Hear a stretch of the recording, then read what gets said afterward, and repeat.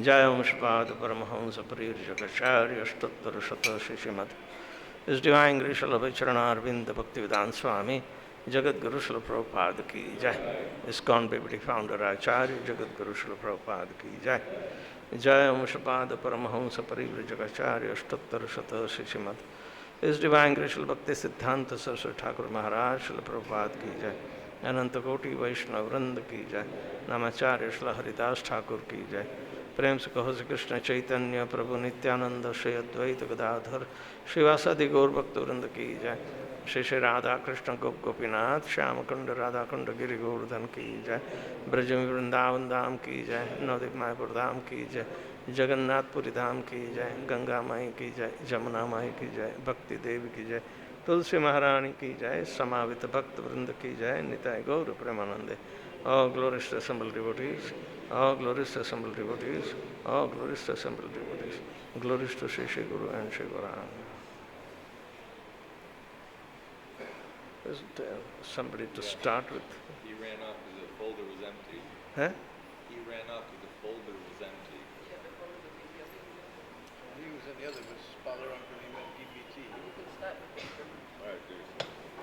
So there is no... They're working He on went it. to put it on. His USB drive needs updating, but you can read off this in the meantime. All right.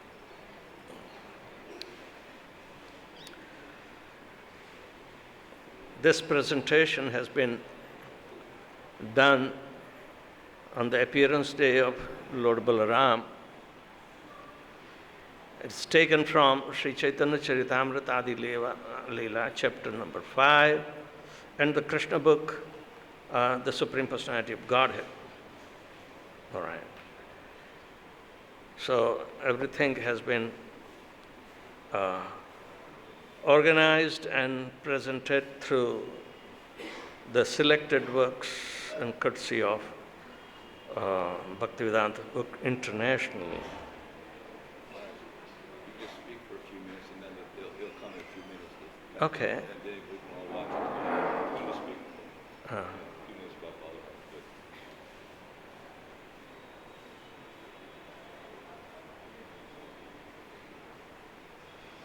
All right. In Sri Chaitanya Charitamrita Adi Leela, chapter number 5, text number 4, Krishnadas Kaviraj Goswami says that Sarva Avatari Krishna Swayam Bhagavan Tanhara Dvitiya Deha Sri Balaram. The translation is that the Supreme Personality of Godhead is Krishna, is the fountainhead of all incarnations, and Lord Balaram is his second body. What do we mean by Krishna's second body? Krishna and Balaram, one should not make any difference, we are advised. But yet, as mentioned, that Krishna is full of three potencies. Internal potencies are Sandhini, Samvit, and Ladini potencies. And Sandhini potency is called existential potency according to Brahma Samhita. In Brahma Samhita, the very first verse after Ishvara Parama Krishna Satchidananda Vigraha Anadir Adir Govinda Sarva Karana Karano Sahastra Patra Kamalam Sahastrakhyam Mahatpadam Tad Karni Karanam Tad Dhamam Tad Anantamsha Sambhavam. What is meant by Sambhavam? Sambhava means manifestation. It's not imagination. Manifestation is there. But in spiritual manifestation, only Brahma can reveal us. That what is that Chintamani Dham, where Lord Krishna resides, who manifested it? This is the Sandhini potency, means existential potency, has to be foremost to put the what constituted, what formatted the Golok Vrindavan. It is ever there, but who is responsible? Krishna is the Supreme Personality of Godhead, but is he just floating in spiritual sky? He has his abode, he has his family, he has his entourage. Krishna is the original personality of Godhead, but to explain anything about him, he doesn't have to speak. I am like this and I am like that. Of course, in Bhagavad-Gita, he reveals himself to his dearmost friend Arjuna, and he requests similarly to us in devotional service to understand the same way. But when we see the absurdity in the familiarity of the religious groups even, including Sri Vaishnavites, what to speak of Shankarites and what to speak of impersonalists and Mayavadis. This has been also very nicely explained in Laghu Bhagavatamritam by Rupa Goswami, who is inheriting the original explanation, from all these different references from the Shastras, Purana. Such a master mind, it blows our mind away. Do they know what that means, blows the mind away? Aha! Means for the first time you are listening these kind of things. It means, oh, I never heard that before. So,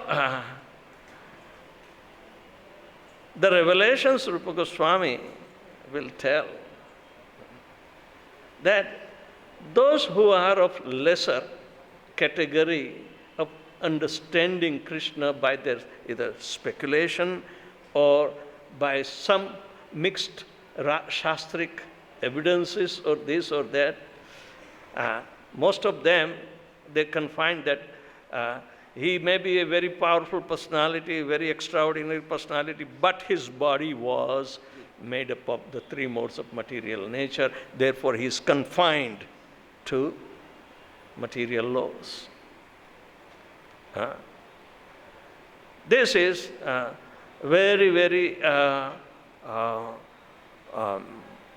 prevailing understanding, which is actually unfounded. How did it happen?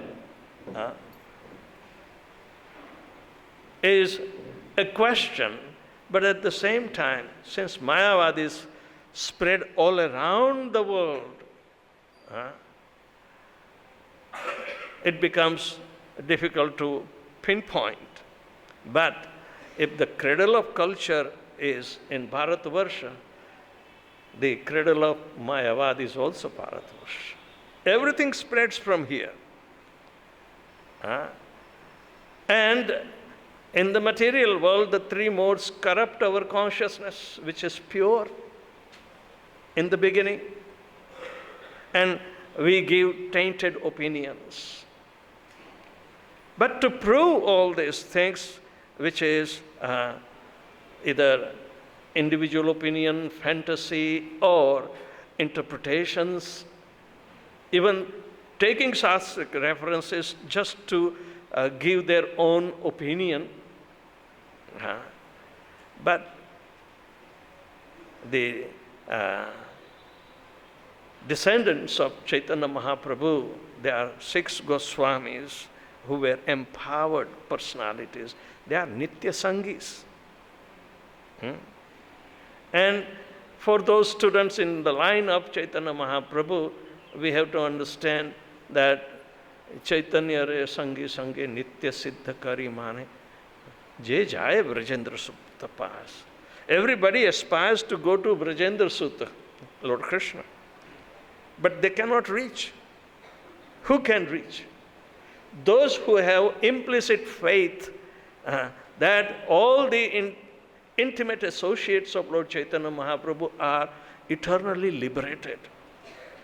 They do not give up the company of Chaitanya Mahaprabhu and they execute his order just to prove. So Lord Krishna also, the Supreme Personality of Godhead, according to the verdict of the Shastra, is the second body, is Balaram. His second body is Balaram. Just to explain who Krishna is. And in the line of Balaram, who is called Jagat Guru, Adi Guru, because his existential potency, and he proves that there exists the spiritual world. There exists the spiritual world, which is dependent upon the spiritual energy. Then there are three in nature. And the Lord Krishna is called the proprietor of the three or the Lord of the three, Traidhisha. And from that reflection, the three worlds and material world, three gunas, all the three are coming down. So, if you want the clarification, then you have to go through Laghu Bhagavatamritam, upon which Chaitanya Charitamritakar Krishnadas Kaviraj Goswami is explaining. So, this presentation has been from that, but at the same time, the source of presentation originally Krishnadas Kaviraj Goswami got is Laghu Bhagavatamritam. It manifests first, but because Chaitanya Charitamritakar was requested by the Goswamis to explain the Leelas of Chaitanya Mahaprabhu, he wanted to prove on the basis of Laghu Bhagavatamritam that Sri Krishna Chaitanya, Radha Krishna nahi anya. He is the same Supreme Personality of Godhead, and Nityananda Ram is his second body. Good. So, this particular verse, and I'm losing here, I don't know, how do I do?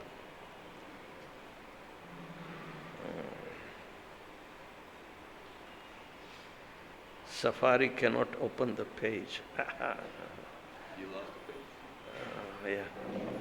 Yeah. She's coming. She'll do it. Okay. You don't need it now? You just want to read. Okay. It's not Safari. Now how do I turn the page on? That way to turn that way or that way to back? So that way to forward and that way to back. Okay. This way to forward? Right. Yeah, so that's where you started. Okay. So, now how do we do that? Okay. So I do that on the both the things. The next one. Exit? Yeah, this one. No, this one. You want me to keep up with that? You say you don't. Okay. You have to show them. All right. Let me do this. Okay, yeah, all right. You go ahead. So, the translation is the Supreme Personality of Godhead. Krishna is the fountainhead of all incarnations. Lord Balaram is his second body.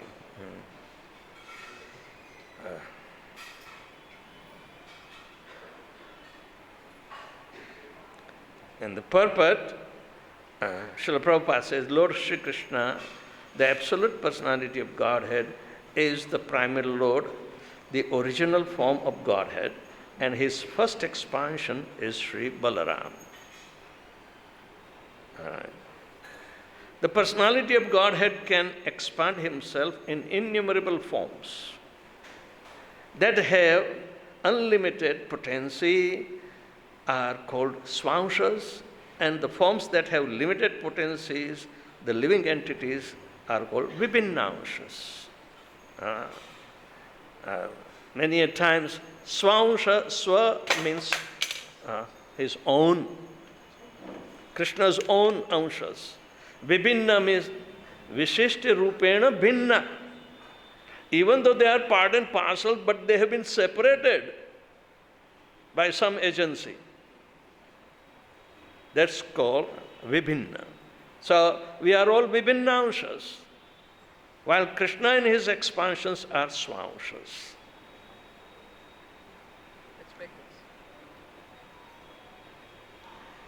So, text number 5. एक ही स्वरूप दोन है, भिन्न मात्रा काय, आद्य काय व्यूह कृष्ण लीलार सहाय. They are both one and the same identity. They differ only in the form, which is the first body expansion of Krishna, and he assists in Lord Krishna's transcendental pastimes. The agency of these pastimes is Sandhini, Samvit and Ladini, Shaktis. Right?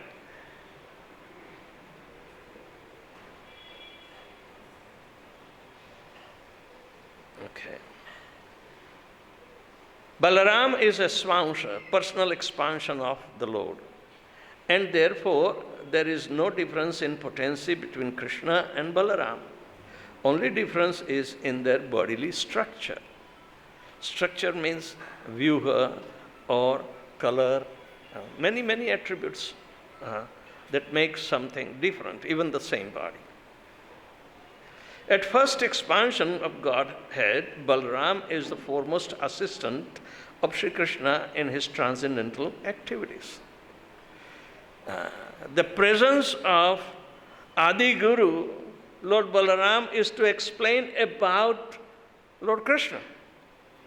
If Krishna tells himself, then he requires two things. Bhaktosi sakha cheti rahasyam yetaduttama. One must be a devotee and must be related to him. And nobody can understand directly Lord Krishna without these two qualifications. Who can have the potency to make us devotees? Who can put us into the progressive path of devotional service and put us into relationship? This is the actual function of Adi Guru.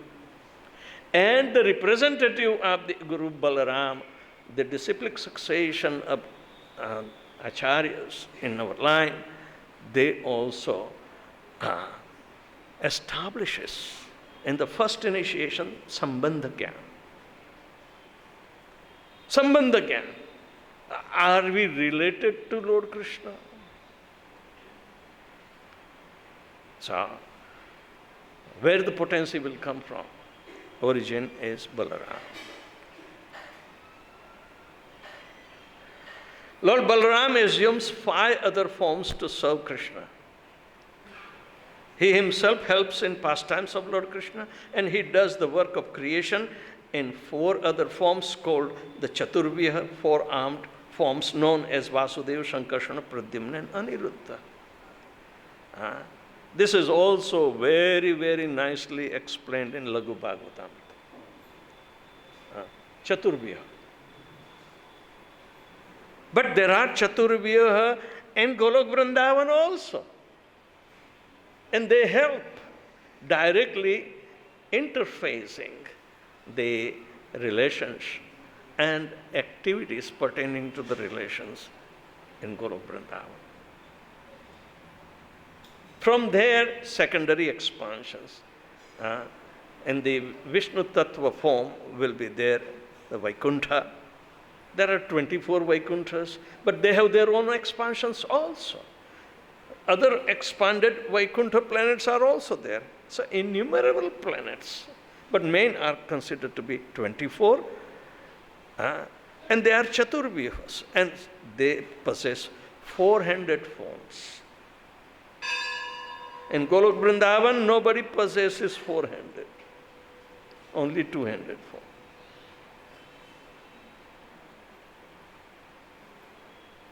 We are fake. we are made in image of God. We are fake. So Prabhupada brought this movement in a very sublime way to make us re-educated in the science of Krishna consciousness,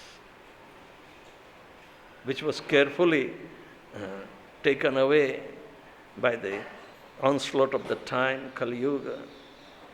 But can you imagine what a tremendous task Srila Prabhupada rendered?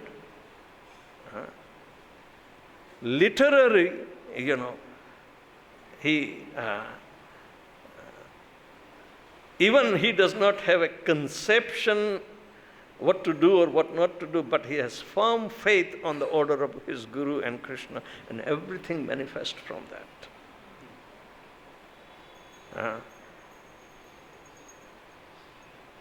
He represented as a pure Vaishnava, a Vaikuntha man, how yasyasti bhaktir bhagavati akinchana sarva gunai tatra samasate suraha.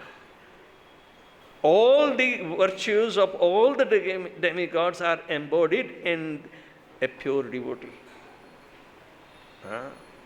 Harava abhaktasya kuto mahad guna manorathena asati dhavato bahi. We are impostors. We have not been seriously studying our Shastras.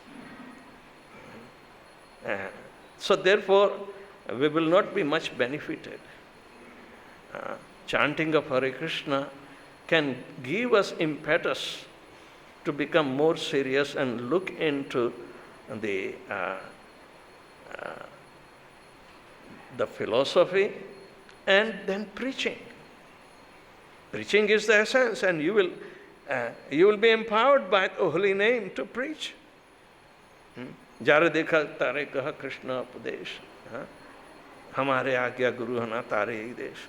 So naturally, it behooves on each and every individual who is initiated in ISKCON, inherits this obligation to be fulfilled. So, Lord Balaram is expanding in Chaturvyuha, Vasudeva, Sankarsana, Pradyumna and Aniruddha. Right. Lord Balaram executes the order of Lord Krishna in work of creation, manifestation of both spiritual world and the material world. And in the form of Lord Shesha, he serves Krishna in various ways. All the forms he tastes the transcendental bliss of serving Krishna. All his expansions of Balaram are tasting the transcendental bliss in serving Krishna in different capacities. No one can approach Krishna without first getting the mercy of Baladev. Heno bine nitai bhai Radha Krishna paite nai. This is very, very scientifically proven in Chaitanya Charitamrita with the foundation of Rupa Goswami's understanding. Whenever Krishna appears in the material world, he is accompanied by his associates and paraphernalia. 5,000 years ago, when Krishna descended into material world, he was first preceded by Baladev. Krishna is mastermind. As soon as Balaram appeared in the womb of Devaki as the seventh child, Krishna immediately, without delay, tells Yogamaya, go and transfer my anshas. And Rohini's Karpa. She is also Vasudev's wife, but due to Kamsa's atrocities, he chose her to go in the shelter of Nanda Maharaj in Gokul. So Balaram's appearance is also within the precinct of Gokul. Later on he was married off. Also in expansion of Gokul, which is called Baldev, Daubaya, he will talk later on. But the manifestive energies, both spiritual and material, is the function aspect of Balaram, who is the master of Sandhini potency. Just like Samvit potency is Saraswati.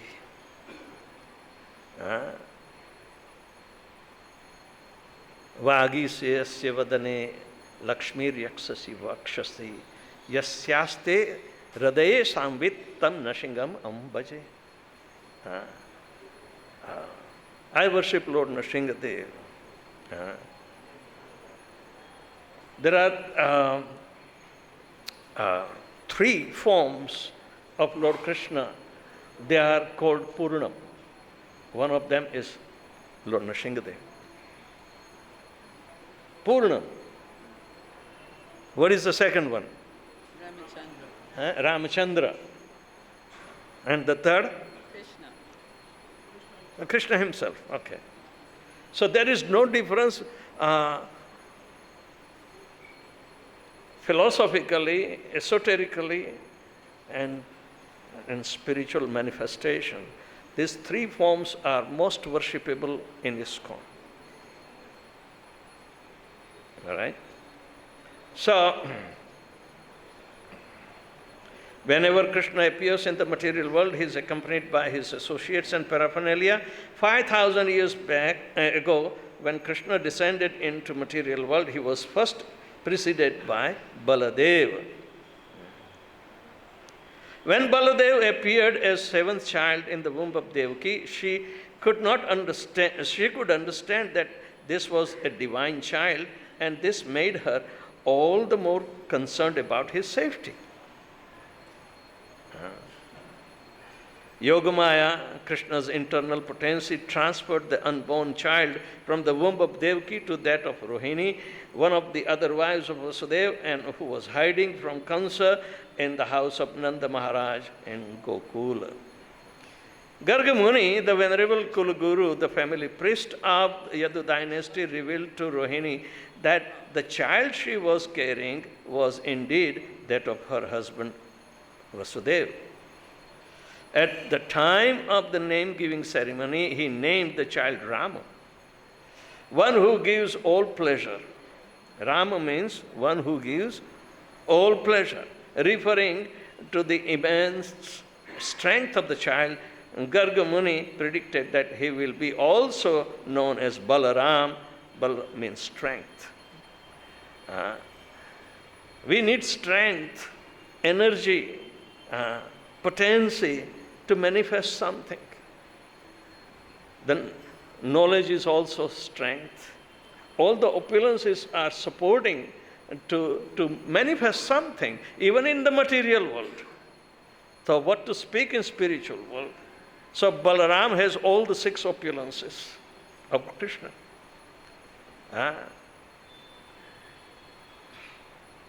Lord Balaram knows the nature of Lord Krishna. And therefore he is identical with Lord Krishna. In Kathopanishad, this is said, Na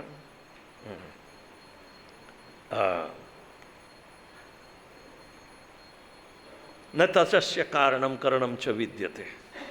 Krishna's definition. For him there is no cause or anything to do. He is causeless. But he is the cause of everyone. Everything. Right? So, nachatasya karanam karanam cha vidyate. And therefore, nachata samasam abhi adhikacha drashyate. There is nobody equal to or greater than him. And parasya shaktir vividhiya suruyate. His energies are so variegated that swabhaviki jnana bala kriyacha.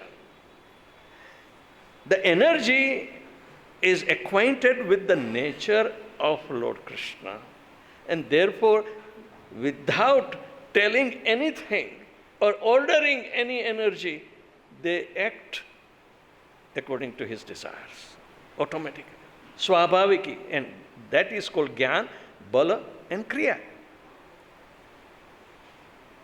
All that is energetic is understood through the agency of something called work. In Bhagavad-Gita, Krishna says, karma brahmodbhavam viddhi. The energy of performing our karma, it's not our own. It is originated from Brahman. Tasmat sarvagatam brahma nitya yagya pratishthitam. Therefore, one must observe the activity that is called akarma, and that is yajna. So in yajna, only Vishnu is the chief devata to be worshipped. So yajnathat karmano anyatra lokoyam karma bandhana tadartham karma kaunte mukta sangha samachara. Only for the purpose of satisfying Lord Vishnu, the Yajnapati, you have to perform your activity. These activities will be called akarma or yajnarthat karma. Anyatra lokoyam karma bandhana. Anything else will be binding. So naturally, our lives are centered around how to please Krishna by performing each and every activity. And we have to see the accountability also. By the end of the day, we must tell by my activity if Krishna is pleased. If you do not know, then if the Guru is pleased. If you do not know that even, then if the devotees are pleased. That is the equation. So, never to be underestimating the potency of devotees engaged in devotional service. Never deride them, and we have to observe Vaishnava etiquette. The strict rules, and that is the first and foremost lesson we are given in Hari Bhakti Vilas. And even I'm applauding Mother Prashanta. She is putting Bhakti Sadachar prior to Bhakti Shastri. People do Bhakti Shastri, but without Bhakti Sadachar, what is the value? So this is a laudable effort, and I think eventually it will become much more fruitful to make a very serious student in Krishna consciousness. So, Gargacharya is naming Balaram. So, Bala is the strength. And why we need strength? To manifest something. So, what will Balaram do?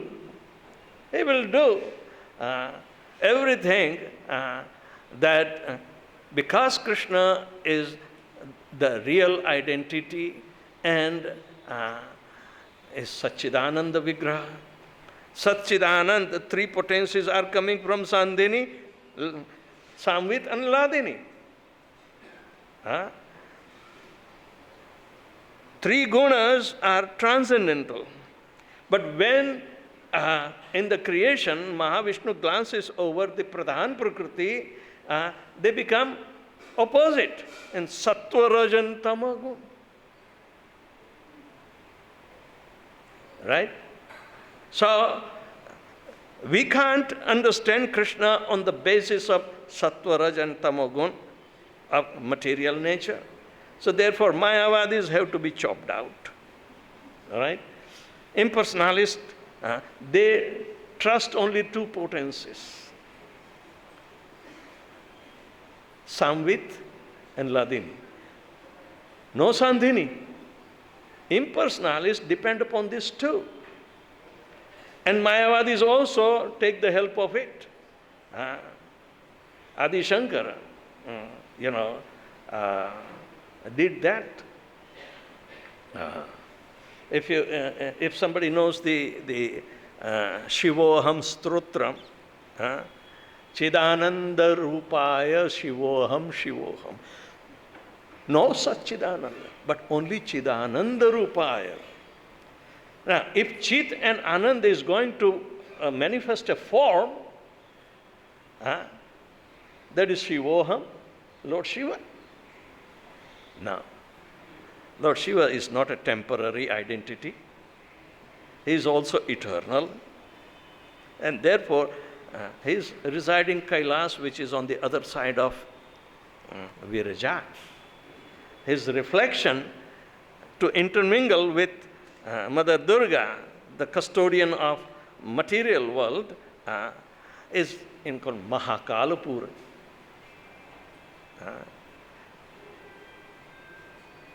You can see in Brahma Samhita chart, this will be very nicely explained, all right?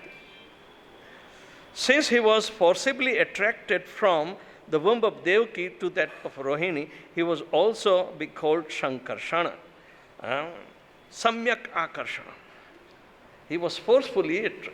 So his business is also to bring anybody and everybody towards the lotus feet of Krishna, by hook or crook. In the hook, you need energy, power. And in crooking also, you need some kind of energy.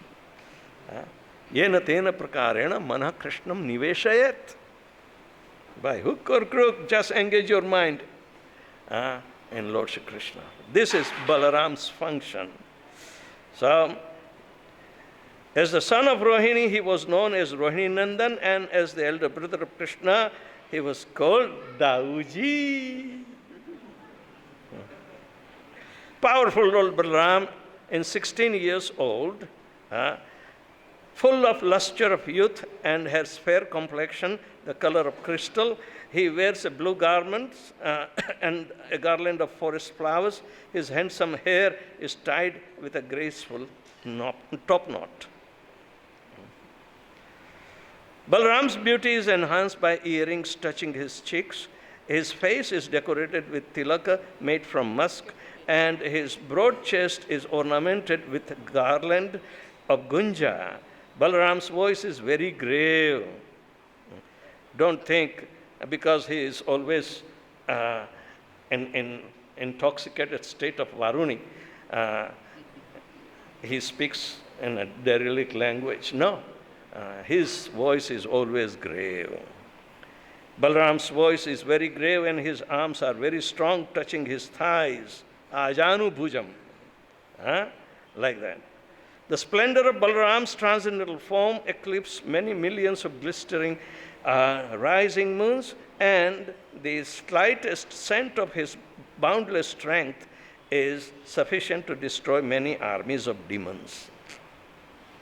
Slightest scent from the Balaram's body. Because he is very powerful. So the power emanates the smell. And the smell can destroy many armies of demons. And there's no exaggeration. The supreme way to explain. It's not allegorical. But when we are accustomed to understand, then we will be carried on to look into the premise only of the spirituality. We will never go and try to compare any of these features with material manifestation.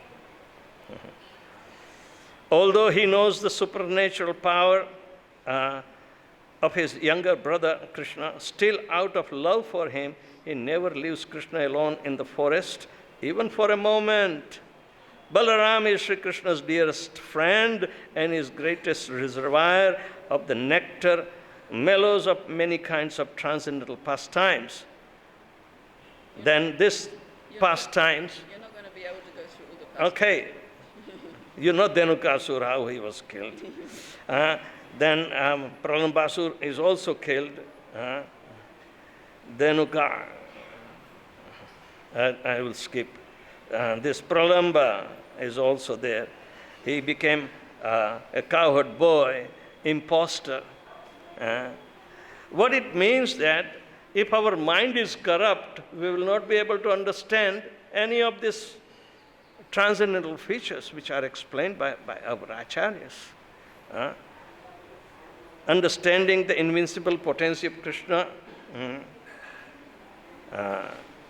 such a demon which are within our impurified states, we may decide to abduct Balaram, but the end of the game, as losing party,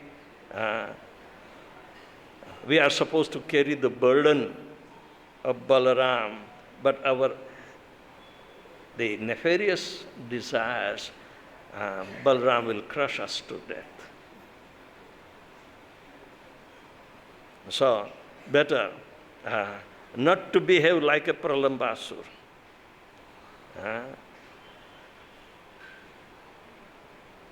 Balaram then brought his fist down to the head and smashed him. Balaram glorified by Krishna. This is another beautiful loving exchange explained in 10th canto of Srimad Bhagavatam. As the elder brother of Krishna, Balaram was the object of his love and respect. Once while walking in the forest of Vrindavan, Krishna observed that the trees bending down and praying, paying his obeisances. He glorified the lotus feet of Balaram as being the object of devotion, even for the demigods. He said that the trees which were impersonalist in the previous lifetimes, witnessing the personal form of Balaram, were now praying for his devotion. What we need to understand in 10th canto, even after playing with the cowherd boys, Krishna said, "Oh, brother, I'm tired. I want to sleep under the tree." And Krishna all of a sudden glorifies the trees in presence of Balaram. Trees were also manifested. The spiritual trees are the manifestation by Sandhini potency anyway. So Balaram is responsible. So, and the same nature of the trees are also being observed here. Parokpakarai phalanti vriksha. The vriksha means the trees fructify for doing paropkar. For the human being, he is meant for doing paropkar. Chaitanya Mahaprabhu said, "Janma sarthaka kari kara paropakar." So, Krishna is glorifying. Etanvan janma safalyam dehinam iha deheshu pranay arthai dhiya vacha archanam dehinam sada. Krishna says, the human form of life is meant for sacrifice. If you cannot give your life for Lord Krishna, then give some artha, your hard-earned money, in service of Krishna.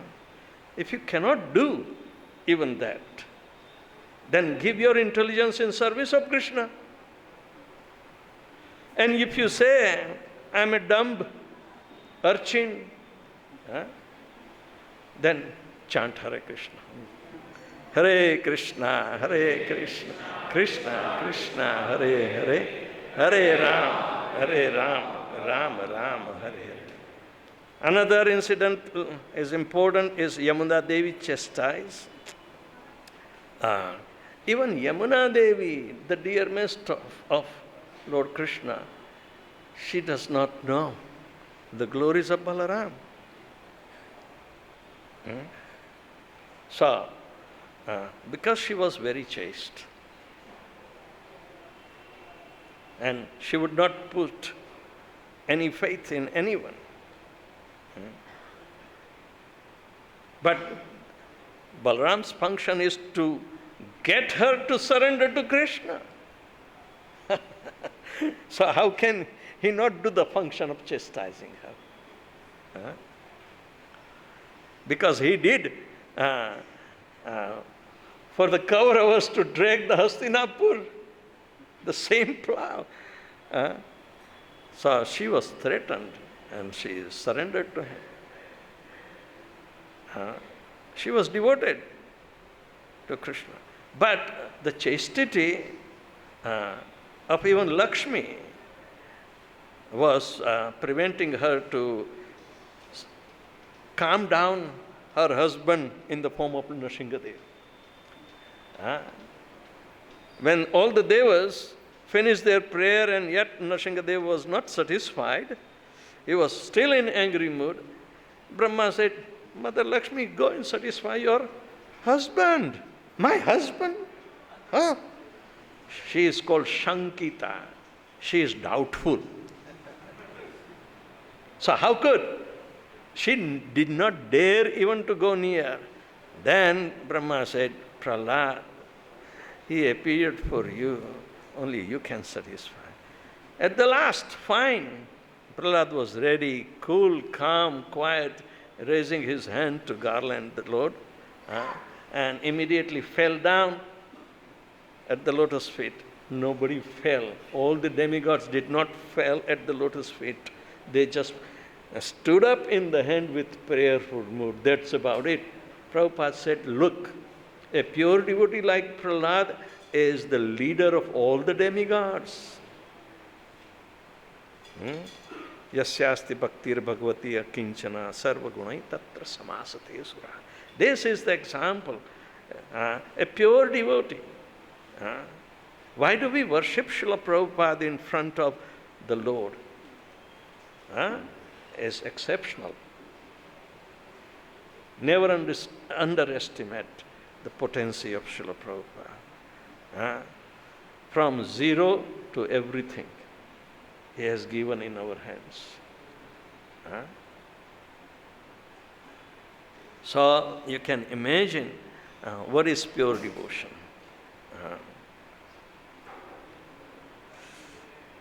So Yamuna finally understands. Then Kauravas were also chastised and dragging Hastinapur. These are the... Babaji will tell you all about Dauji and his... I'm taking your time, or how much time do I have? We've got a couple of minutes. You can flex Okay, through. There's okay. only one more thing there. All right, this is almost going to be finished. All right. Romaharshana, Sutta Goswami's father was expert in Purani. That tells all the Puranas. But he did not get up when Balaram appeared. So Balaram, just little blade of kusha grass, killed him and put his son. At that time, in front of Sutta Goswami, Romaharshan was killed. His father was killed. But he did not shed a tear. Can you imagine what a power in devotions is?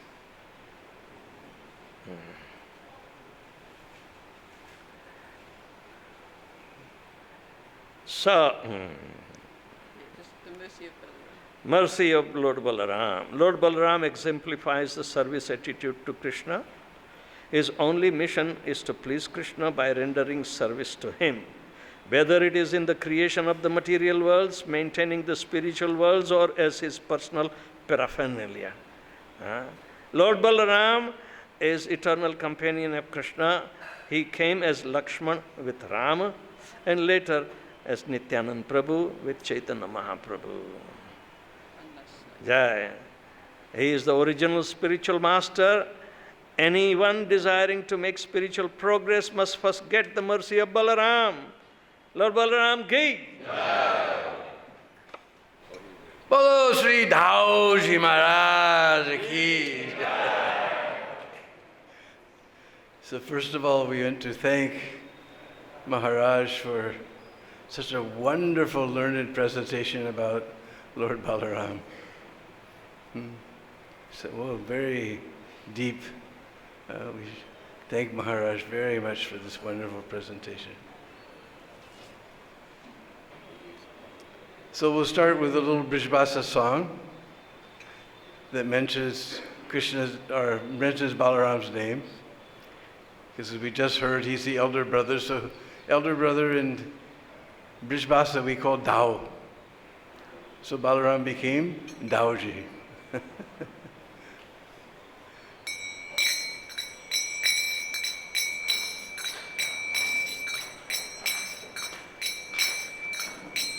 पार करेंगे नैया रे बजो कृष्ण कन्हैया पार करेंगे नैया रे बजो Krishna Kanhaiya. Par means to cross over.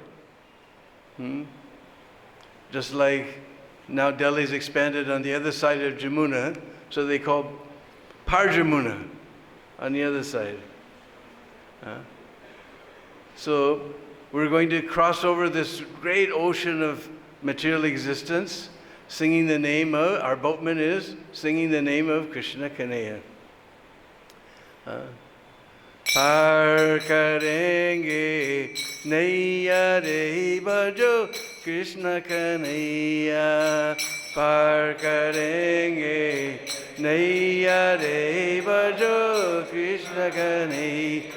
पार करेंगे नैया रे बजो कृष्ण कन्हैया पार करेंगे नैया रे बजो कृष्ण कन्हैया कृष्ण कन्हैया दाओ जी का भैया कृष्ण कन्हैया दाऊ जी का भैया कृष्ण कन्हैया दाऊ जी का भैया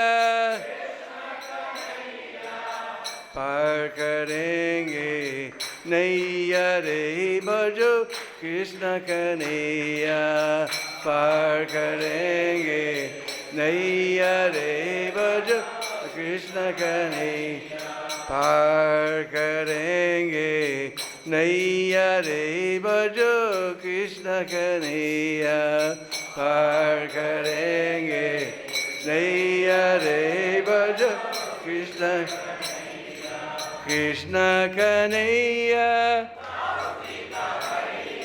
दाऊ जी का भैया कृष्ण कन्हैया दाऊ जी का भैया कृष्ण कन्हैया बंसुरी बजैया बंसुरी बजैया मखना चुरैया मखना चुरैया गिरी बारुदैया गिरी बारुदैया रास रचैया रास रचैया पार करेंगे नैया रे बजो कृष्ण कन्हैया पार करेंगे नैया रे बजो कृष्ण पार करेंगे नैया रे बजो कृष्ण कन्हैया पार करेंगे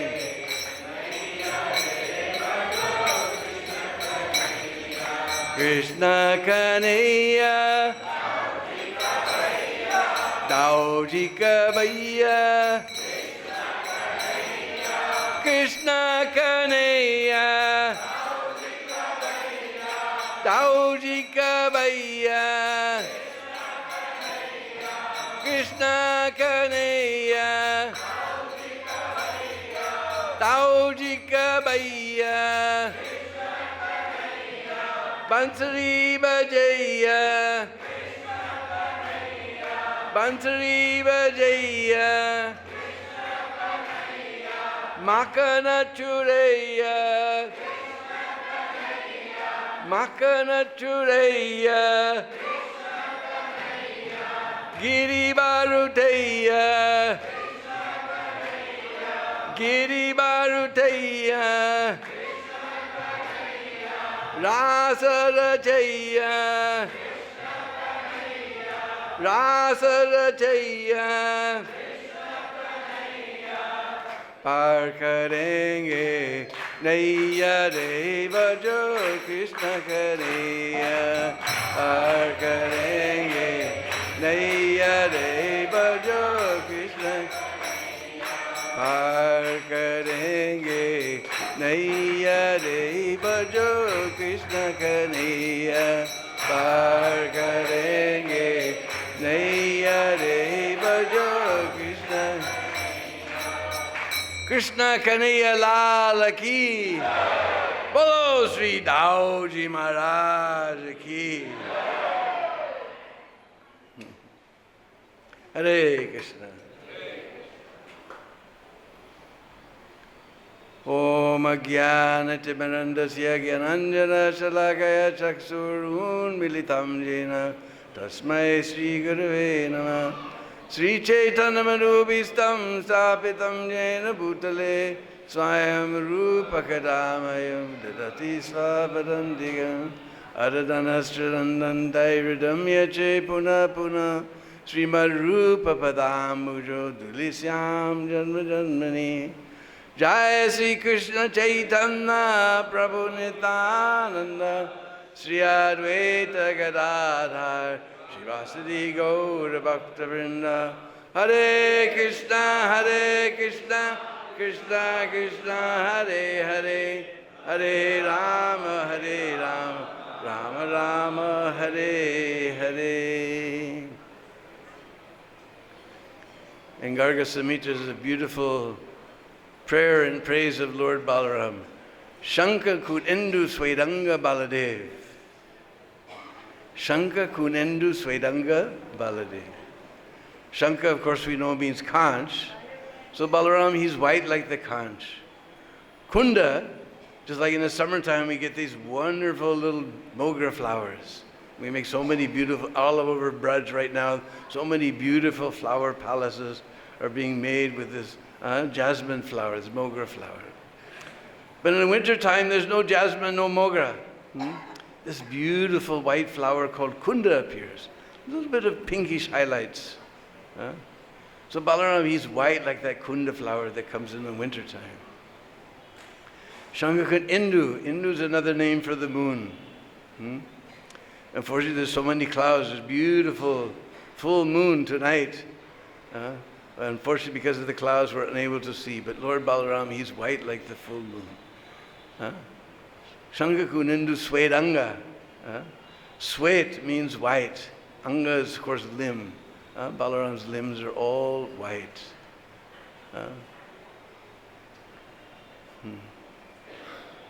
So, anyone knows, Prabhupada told us one time, or he asked one time, what is the most important verse in Bhagavad-Gita? Anyone know? Everyone puts Sarvadharma, no. Mama Manmana Bhava Bhakto. Prabhupada said, everybody put their favorite verses, Manmana, so many verses they put. And Prabhupada said, no. Finally he said, Janma karma chame divyam evam yoveti tattvata taktva deham punar janma naiti sorjuna. Prabhupada said, this is the most important verse of Bhagavad Gita because just by understanding Janma, of course Janma is a few days we're going to celebrate Janmashtami. Janma means birth. Janma karma, activities. Janma karma chame divyam, almost like English, divine. Janma karma chame divyam evam yoviti tattvata. One who knows this in truth, tyaktva, just like we know the word tyag, that's the noun, the verb is tyak. tyakta, leaving this body. Punar janma nahi. There's no punar janma. Punar janma means again take birth. If I don't take birth, then what will happen? Mom, don't worry. Mom eti sorjuna. Oh Arjun, you will come to me. This is the most important verse in Bhagavad-Gita. It's just you understand this thing.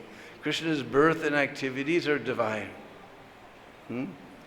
Prabhupada once said Krishna has his Rasa Leela, we have our Raska Leela. So if we understand that Krishna's Leela, Krishna's pastimes, Krishna's birth, all these things are divine, then we'll go back to Krishna. We won't take another birth. So holy days like this, Balaram's appearance day, is a wonderful day to remember these things. Because we know the Lord is unborn. In Bhagavad Gita, he says he's unborn. He's eternal. Still, just to please his devotees, he takes birth. Just imagine how merciful Krishna and Balaram are. There's millions of somehow this material world is called ekpad vibhuti, 1/4. Now you tried to explain to me what 1/4 of infinity means. I don't know, but this is 1/4 of infinity. There's billions of universes, and each universe, Lord expands as Garbhodakshay Vishnu. And then as, what do you call him? Shirodakshay Vishnu. So Krishna loves these tiny living entities so much. He comes all the way down from Golok. Tripad Vibhuti, 3/4 of existence is there. Billions of years, he comes in this little universe where we're stuck. He's so kind. Can you imagine? There's billions of... Krishna is so merciful. Balaram is so merciful. He chooses some devotee to take the part. Actually, he has his eternal mother and father, but he displays these pastimes for us. So these are wonderful days to remember all about Krishna, just to attract us. He's so great, all the way up there in the spiritual sky. We're just one tiny, the universe is like mustard seeds. You see mustard seeds, nothing. But Krishna came all the way, Balaram came all the way down here, just to save us. How merciful he must be.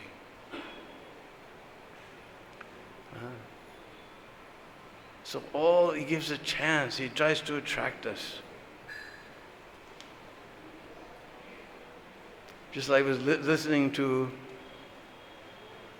a lecture the other day, somebody was saying that in their temple, they were discussing Krishna and Balaram's childhood pastimes. And this man was crying. Every day they're discussing, this man was crying. So finally they asked him, why are you crying? He says, I'm remembering my little grandchild. So we're naturally attracted by these childish activities. So Krishna performs this just to attract us. Krishna's child, even just remembering his grandchild, he's crying. Krishna's activities he's so amazing. Once we understand, he's the supreme Lord of everything. But he's acting just like a little child to attract us to come back. So this is Balaram Purnima. Sometimes we say Jayanti. But I read one lecture by Srila Bhaktisiddhanta. He describes Jayanti refers to the astrological configuration at the time of Krishna's birth. 8th day, Rohini Nakshatra, so many things are there. Wednesday, whenever Janmashtami comes on a Wednesday, it's very special because Krishna was actually born on a Wednesday. But nowadays, everybody's got a Jayanti. Gandhi Jayanti, Tilak Jayanti, everybody's got a Jayanti. But he says it only refers to Krishna. That astrological configuration when Krishna appeared. So this is Balaram Purnima, Balaram's appearance today, Balaram Avirbhav. And we should discuss something, why we're celebrating today, especially this Purnima, Balaram Purnima, Shravan. This is Shravan Purnima. Because there's one book, Garga Samhita, that describes that Krishna's birth was on the 2 days before Radhastami. The Brijvasis, all over Braj, you'll see on 2 days before Radhastami, everybody's celebrating. Balaram Chat, they call it. But if Balaram was born after Krishna, that means Krishna had to wait another whole year to then appear. So Jiva Goswami and Gopal Champu, he argues then the pastimes don't make any sense. I mean, for 1 year, Balaram didn't have any name, because we were just reading those pastimes. We were just seeing the beautiful picture. Garga Muni gave the names together. I mean, for 1 year, Balaram didn't have any name. They both took their first step together. We know one 1-year-old child can run. He's driving his mother nuts. But if Krishna and Balaram took their first step together, then how is it possible? They both rolled over in their cribs together. They both began crawling together. They both took their first step. They began walking together. So Jiva Goswami argues that, and he also points out some shastras, that Balaram appeared especially in Gaudiya Sampradaya, we're celebrating today, the Shravan Purnima, as the appearance day of Lord Balaram. Bolo Sri Dhaoji Maharaj ki jai.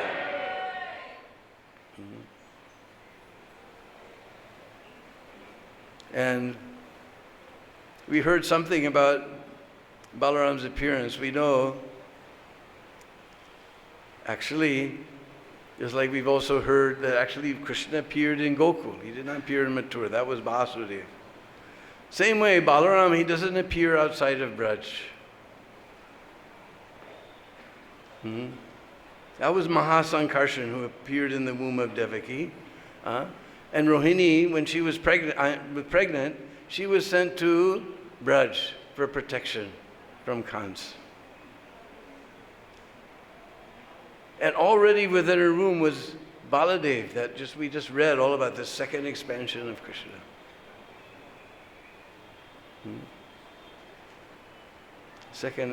First expansion of Krishna, second body. So Balaram was there within Rohini's womb.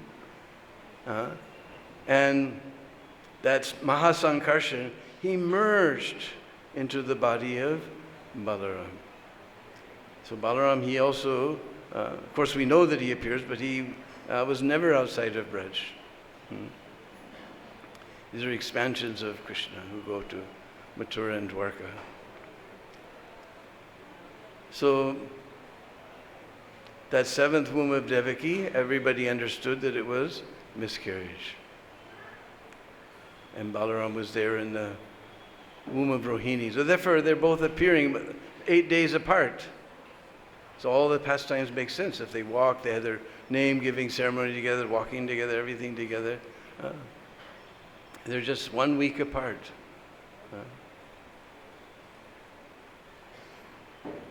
And somebody, who was it the other day, he was telling the story of Ram Leela, Lakshman. He was a younger brother, and he always had to follow his older brother's orders. He was telling that whole story. I was going to tell that story, but anyway. Finally, Lord Ram told him to build a pyre and put Sita in it. He said, how is my brother asking me this to do? So he collected the wood, but it was like his heart wasn't in it. His body was moving, but his heart wasn't in it. He built it. And he vowed, if next time we come, I'm going to come as the older brother, and Kanai will have to follow whatever I say. Still, we saw Krishna always got his will. Just like Balaram wanted Subhadra to marry Duryodhana. But Krishna had arranged that it was going to be Arjuna. And Balaram was so upset. He was ready to, when Arjuna kidnapped Subhadra, he was ready to shoot him. And he said, Daubaya, who's got the reins? And he looked closely. Subhadra was driving the chariot. So if she didn't want to go, why is she going? Oh, Kanaya! Krishna always got his will. Sometimes Balaram, when the Kurukshetra war was there, he went off. He was, Krishna couldn't make him stay. He had friends on both sides. In fact, he's the only person we know who was very merciful to Duryodhana. Because Balaram taught him how to fight with the club and so many. He was always very merciful to Duryodhana, nobody else. So,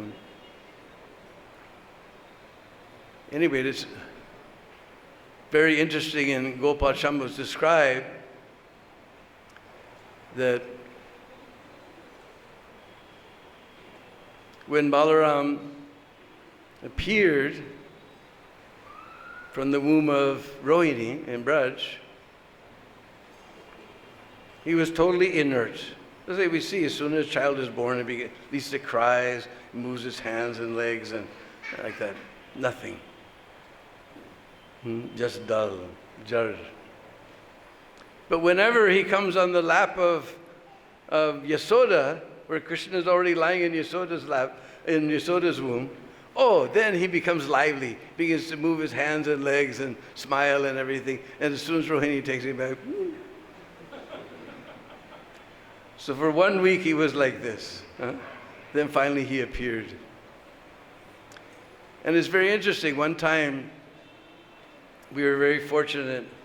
Radha Govinda Maharaj gave class to us in English. And he has a favorite Vaishnava named Hari Suri, who has most wonderful realizations. So Hari Suri analyzes, because we were just telling that story, that Krishna came, told Yogamaya that you move this womb of Devaki to Rohini. And he addressed her, Hey Badri, O auspicious one. Because he wants to give her encouragement. She's got a heavy job to do. That person who's holding up all the universe on his hoods, she has to move him across the Jamuna to Gokul. And she may freak out. I said, Hey Badri, don't worry.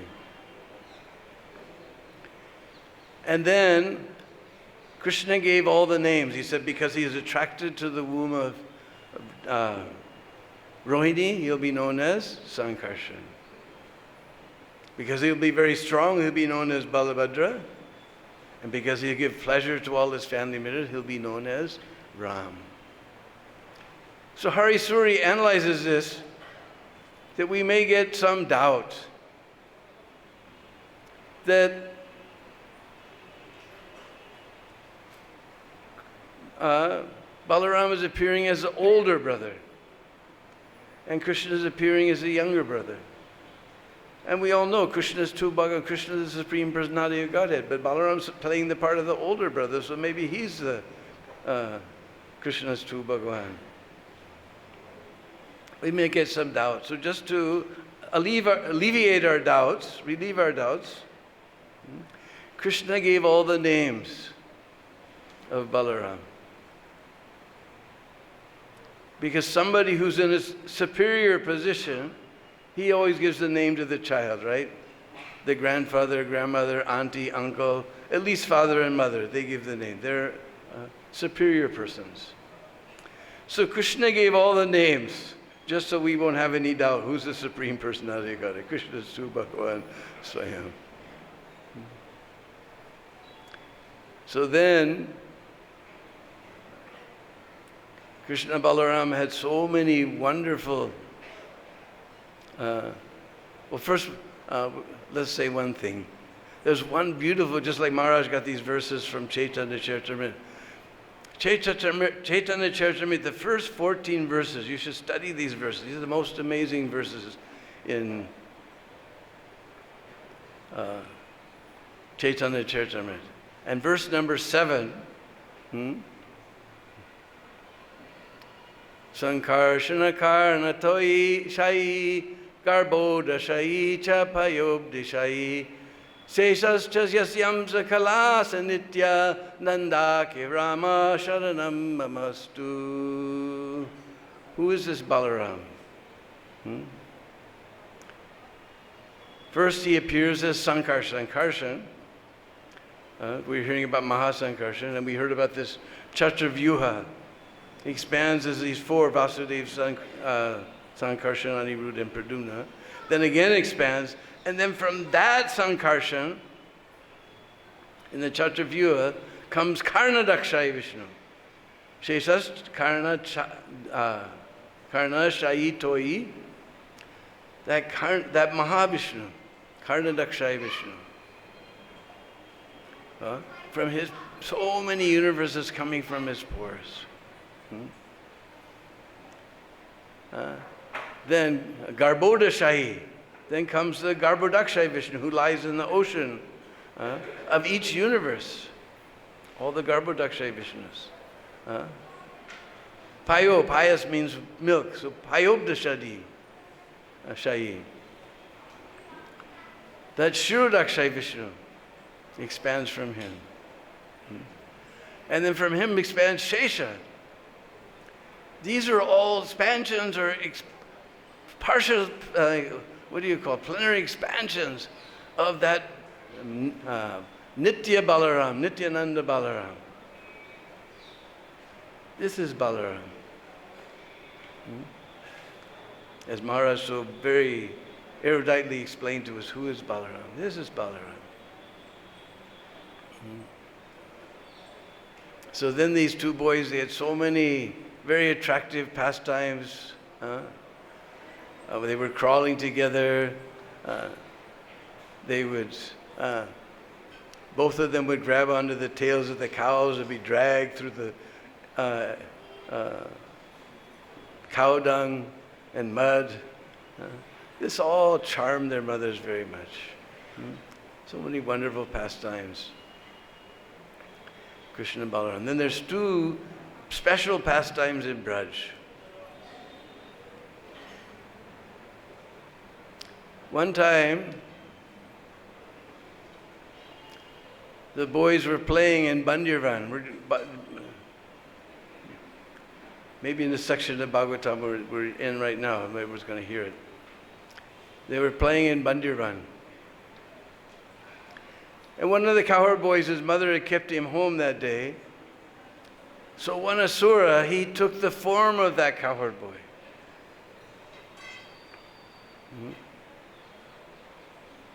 And Krishna immediately noted. He looked like this cowherd boy in every way, but this was a demon. So he went to that demon just to give him assurance. And he embraced him. Krishna embraced the demon, I imagine. He said, now I'm not going to leave you. In Hindi, that means something. I mean, you're going to get it. He said, now I won't leave you. So they divided up into two groups, had some sort of competition. With the prize was that who lost would have to carry the other one on their shoulder, other group on their shoulder. So Pralamba thought, better I be on Krishna's side and don't fight with him. So he got on Krishna's side. So then, I think it was Sridham, he had to carry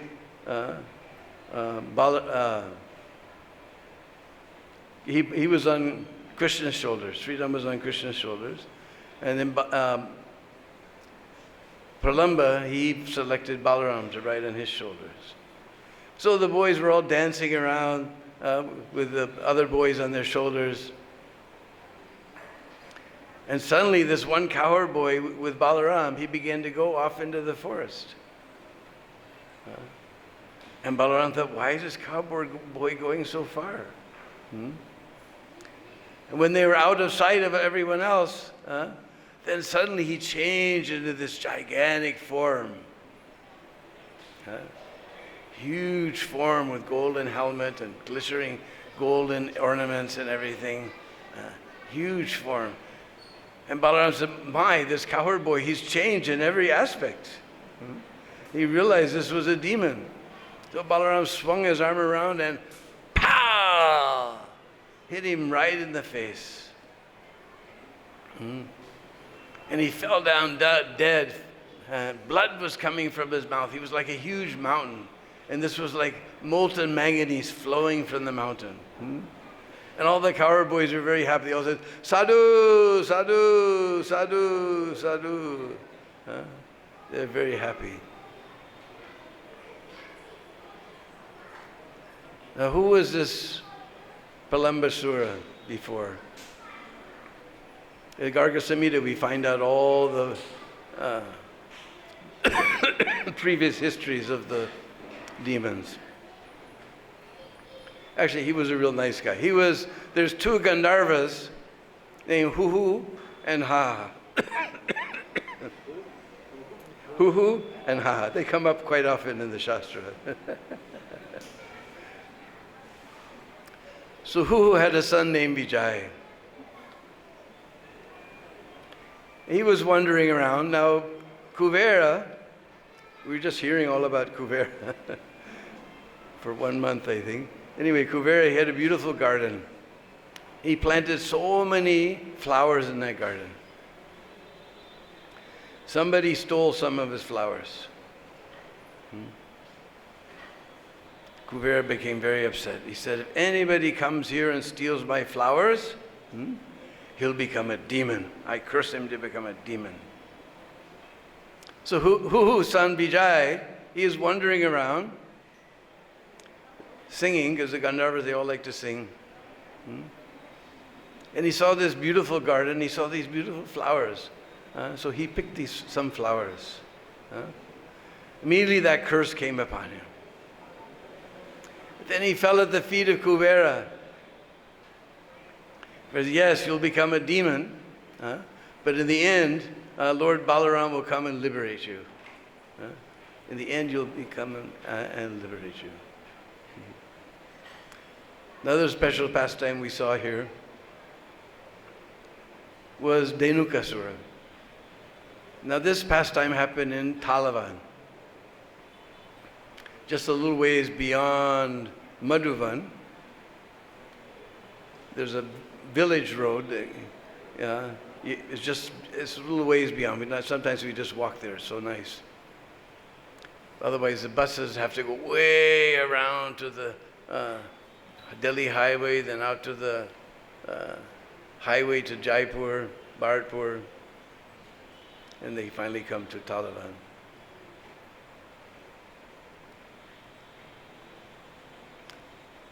Now, I speculated that the cowherd boys were playing on the western side of Talavan because they smelled the tal fruits. And having lived for Braj here for quite some time, I've seen that the tal fruits get ripe in this season, rainy season. And in rainy season, the wind is coming from the east. I've seen that it comes in from the east. And the summer season is blowing out from the west, the lu. It's blowing out from the west. So if in order the cowherd boys to smell the tal fruits, they must have been on the western side. The wind was coming from the east and blowing through Talavan and bringing it to the east. And somebody published this Sarata Deepika of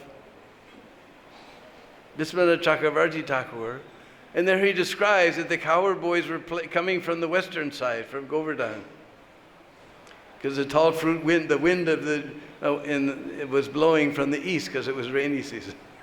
So my speculation was correct. So they all smelled these beautiful tal fruits. But there was a big demon in the form of an ass, Denuka,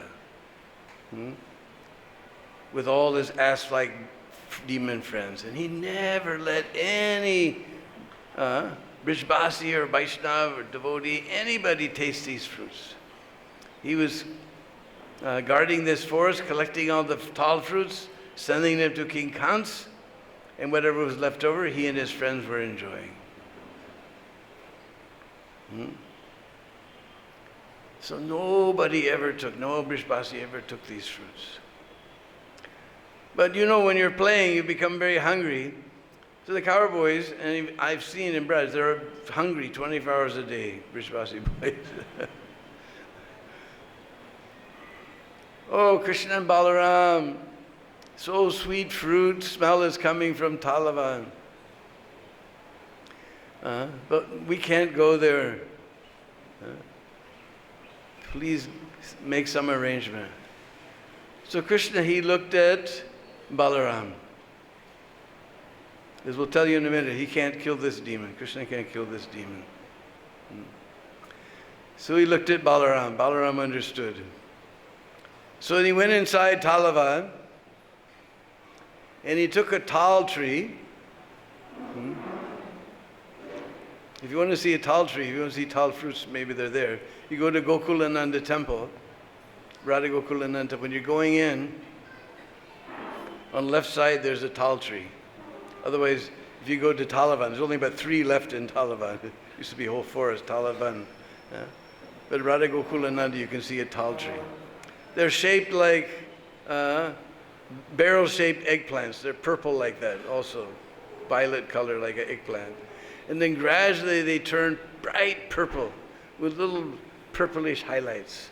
And there's a stem, and they're all around the stem like this, hanging on the tree, type of palm tree. And they're just like mangoes, except they're very stringy, so the best thing is to make juice. One time we came to Talavan. It was after rainy season. It was just at the end of Chaturmas. So there was still one tal fruit on the tree. At that time there was one Baba staying there, Priya Saran Baba. So he immediately told one of his disciples, you climb up there and make some juice.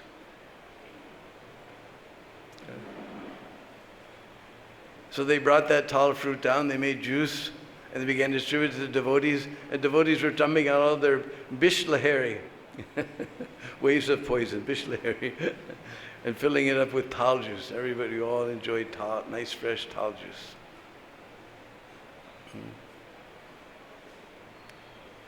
So this is a big, so many tal trees were there at that time. And Balaram, he took one tree and he began to shake it like this. Now that tall tree in Talavan is not very big, but I can't even move it a millimeter with my both hands. And Balaram just took his one hand and he shook it like this. Thud, thud, thud, thud, thud, thud, thud, thud. All the tall fruit started to fall down.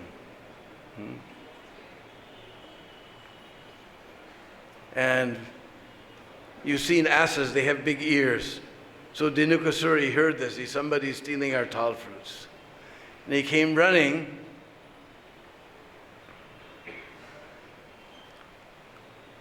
The first thing he did was he turned his back on Balaram.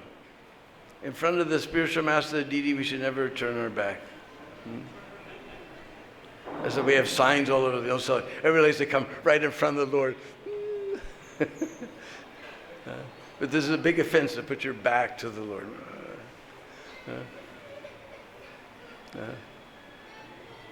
Then he began to kick Balaram on the chest with his hind legs. Bam, bam, bam. Balaram felt it like somebody was throwing a flower garden. He saw that what Balaram wasn't disturbed, that infuriated him even more. He turned around again and began to kick even harder.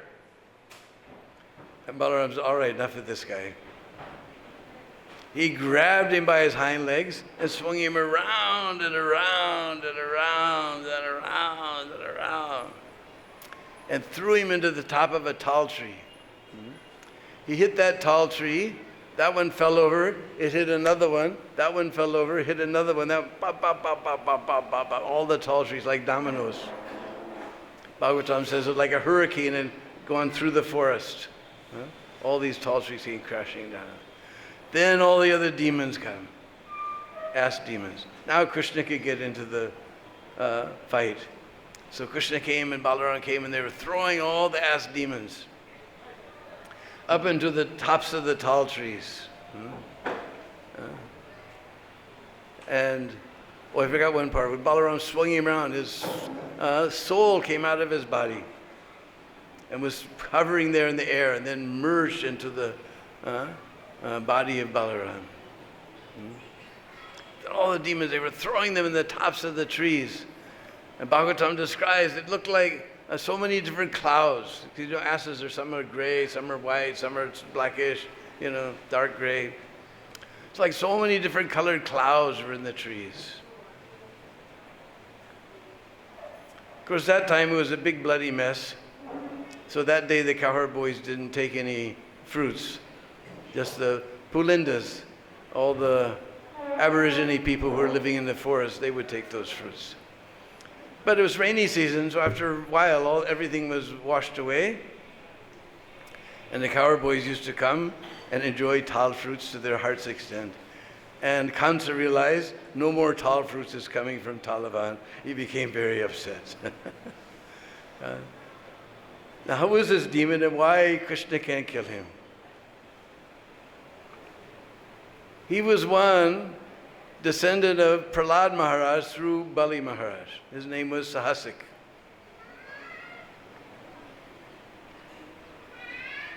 And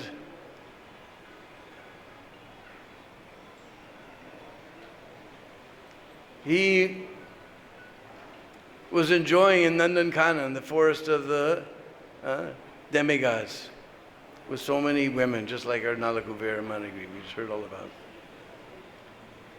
And our friend Durvasa Muni, who we know is a very angry fellow, he got upset because he was meditating in the same forest and all their lovemaking and sounds upset him.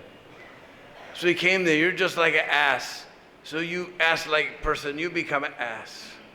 Then he begged forgiveness. He said, oh, Krishna will come and Balaram will come and liberate you. So because he was descending in Prahlad Maharaj's line, and one of the promises that Prahlad took was he won't kill anybody in my dynasty. So Krishna can't kill him. Balaram had to kill him. And he represents the foolish ass-like mentality. That's why Balaram, this is the Guru's business, is to get this foolish ass-like mentality, materialistic mentality. There's nothing but matter. There's no such thing as spirit. No such thing as spirit soul. This we're put here just to enjoy everything. This is the foolish. And so, just like in America, they have a slogan. What is that?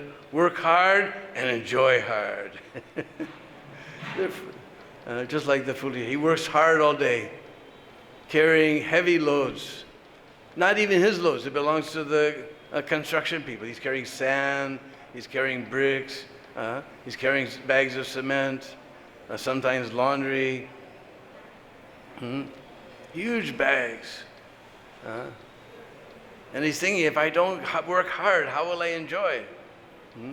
End of the day, his master gives him some grass. He gives him a little grass. He was walking through the grass all day long. On both sides of the road, there's grass. But he's thinking, unless I work hard like an ass, how am I going to get grass? This is a foolish ass-like mentality. So Guru has to knock that mentality out of our hearts. So Balaram kills him. We're discussing, he's Adi Guru. In fact, he's so foolish, we call him Baisak Nandan.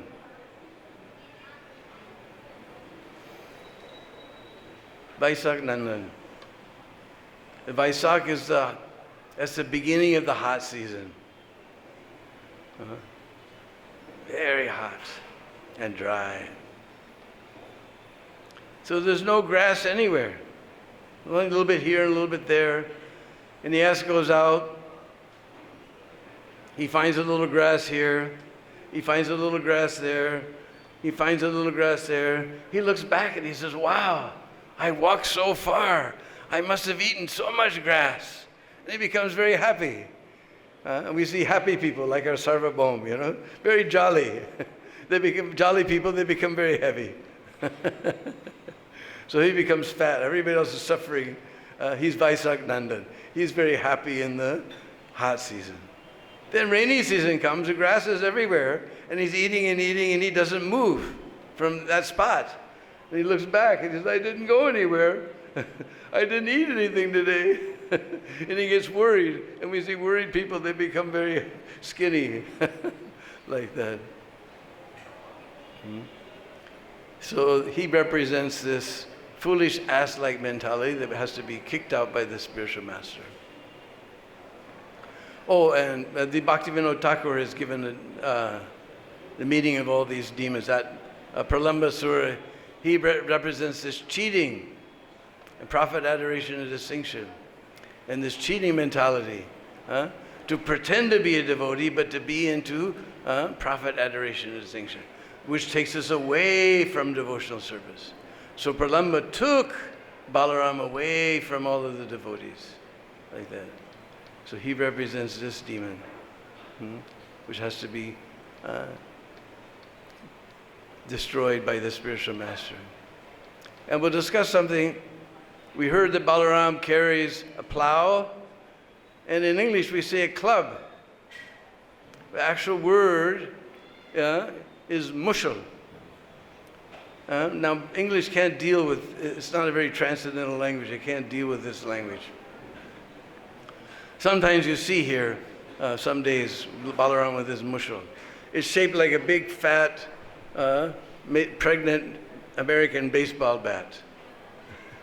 And it's got a little, in the end, there's a little spot where it's smaller, you can hold on like that. And you put the rice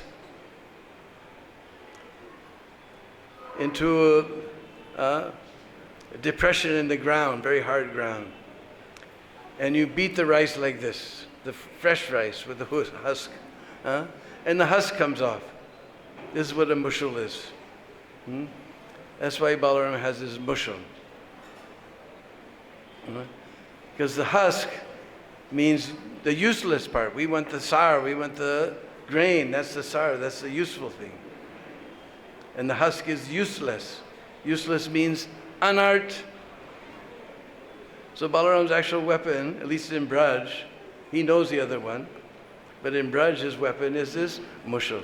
And you'll see all the Daujis, they have some sort of a mushal. Now we took that Balaram club, that Hanuman club, and we turned it into a nice golden mushal. Sometimes you'll get to see the darshan, big like this.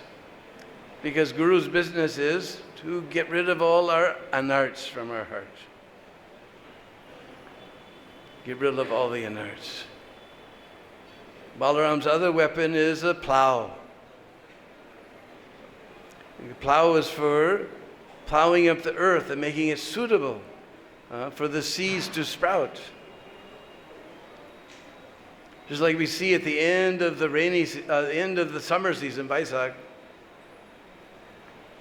all the earth is very hard. Nothing's going to grow.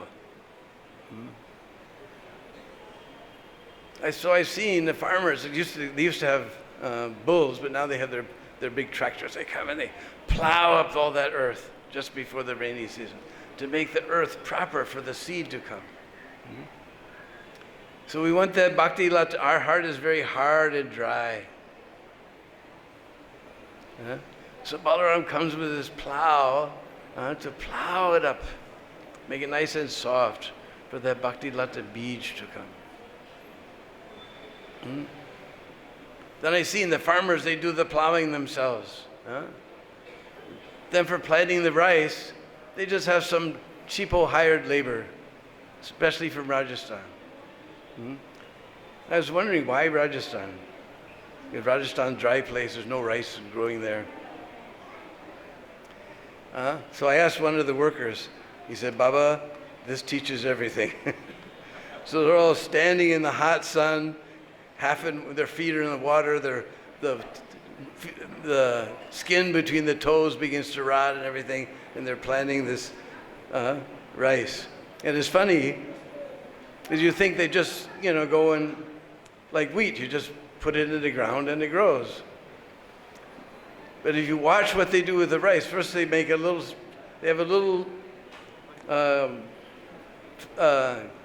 garden, and they start the rice.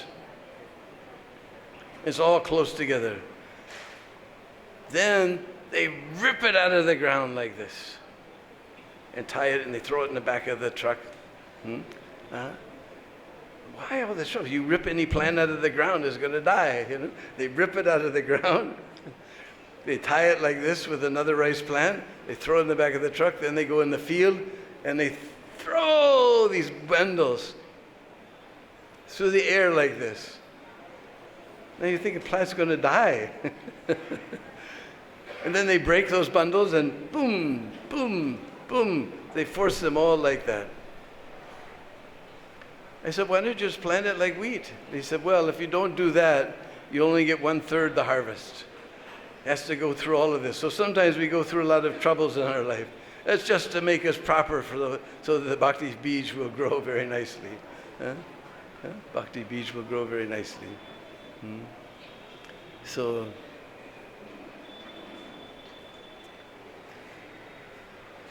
Balaram's actual weapon is this mushal.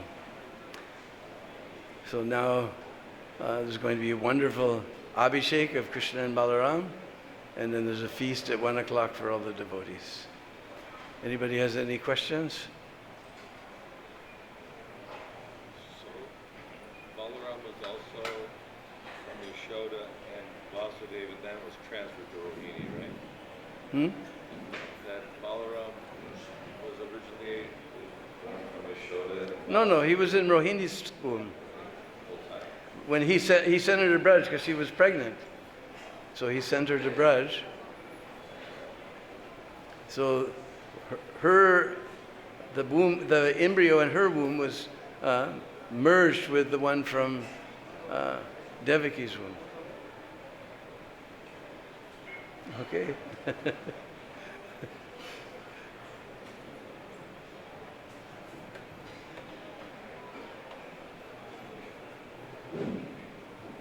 The same Sankarshan is the same Sankarshan appearing in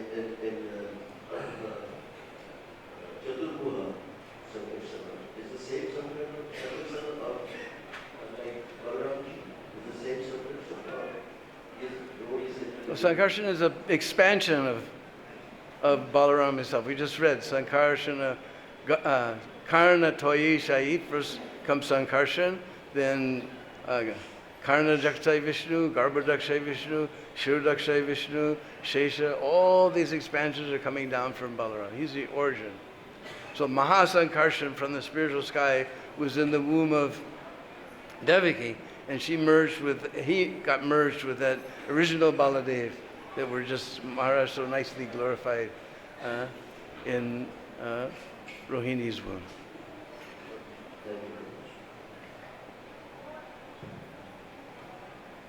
So there's some question over here somehow.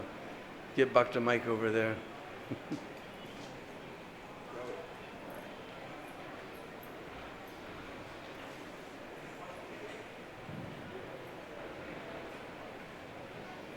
Hare Krishna, Prabhu. Thank you for the lecture class.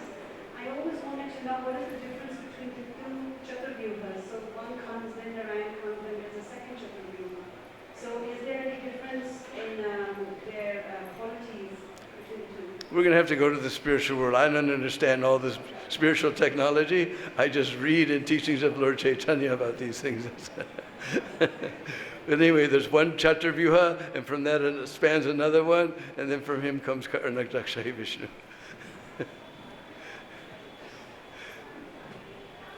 We'll have to wait till we get back to the spiritual sky to understand all this spiritual technology.